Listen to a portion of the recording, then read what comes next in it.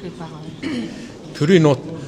Төрийн нууцлаар нэмхэн албаны нууцын тухай хууль гэж 16 онд нэмээд тухайн үед 60 байсан баримт бичгийг одоо 600-аад баримт бичгийг нууцтаавж энэ оптекерэ гэдэг энэ худалдаан зүйлээ тухайн үед хуульчилж авсан. Тэгэхээр энийг төрийн албаны нууцын тухай хуулийг энийг төрийн албаны нууцын албаны гэдгийг орхид зөвхөн улсын хурлаар баталдаг болно. Жагсаалтыг улсын хурлаар батал. Нэмээд сэтгүүлчтэй холбоотой нэг заалт бий. Төрийн нууцыг хадгалах үүрэг хүлээгээгүй одоо иргэн итгээд хэрвээ төрийн нууц хадгалсан байх юм бол одоо эрүүгийн хуулиар ялдаг болсон ба ш зарим сэтгүүлчид бас энэ холбоотой яригддаг. Гэтэл энэ бол төрийн нууцыг хуулиар хадгалах үүрэгтэй тэр этгээд л хариуцлага хүлээнэ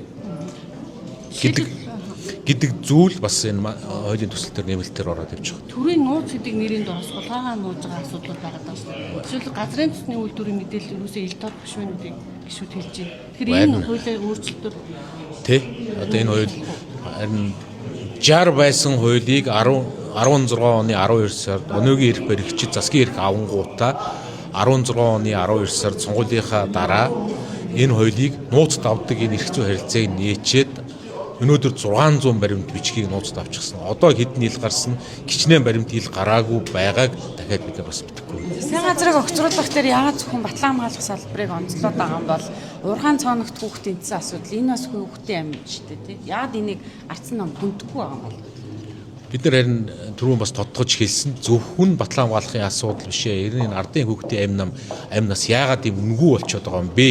Энд яагаад эрх мэдэлтнүүд хариуцлах хүлээдэггүй байгаа бэ гэдэг асуудлын хүрээнд тавьсан гэдгийг бас тодтогч бас сая хэлсэн. Нэмээд энэ авилгалтай тэмцэн гэсэн тэмцэл яагаад утаа болоод замхарчваа?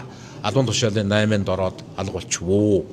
Энэ хуулийн хэрэгжилт гэмт хэрэгтэй тэмцэгчийг Монгол Улсын ерөнхий сайдд байдаг. Та энэ худлаа хурам эхлэхэ болоо хариуцлах хүлээ.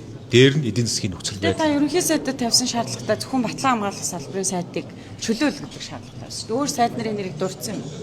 Ерөнхий сайдыг хүмүүс маяг өчтөрөөс хүргэлээ үг гэдэг мэдээлэл. За тэрийг бид нэр та нарт албан бичгийг өгчих болно. 5 дугаар сарын 25-ны өдрөөр баланклагдаж хөрвөгдсөн. Яг одоо шаардлаган дээр харин сайд нарын нэрийг шаардлаган дээр саяны өргөн шаардлага буй авилгалтай тэмцэхгүй байна гэдэг шаардлага буй олон зүйлүүд энэ бат цэцэг сайдын асуудлаас эхлээд олон асуудал бий гэдгийг бид нэр шаардлага болоод үндслүүд дээр бичсэн. Гэхдээ үндсэл та нарт бас харах очоогүй. Хэрвээ одоо ерөнхий сайд хариуцлага тооцох гэвэл аль аль сайд нартаа тооцох ёстой юм. Ерөнхий сайдад одоо бид нар өөрт нь хариуцлах тооцох тухай. Засгийн газар гэдэг нь засгийн газарт бүхэлд нь хариуцлах тооцох ёстой гэж үзэж байна.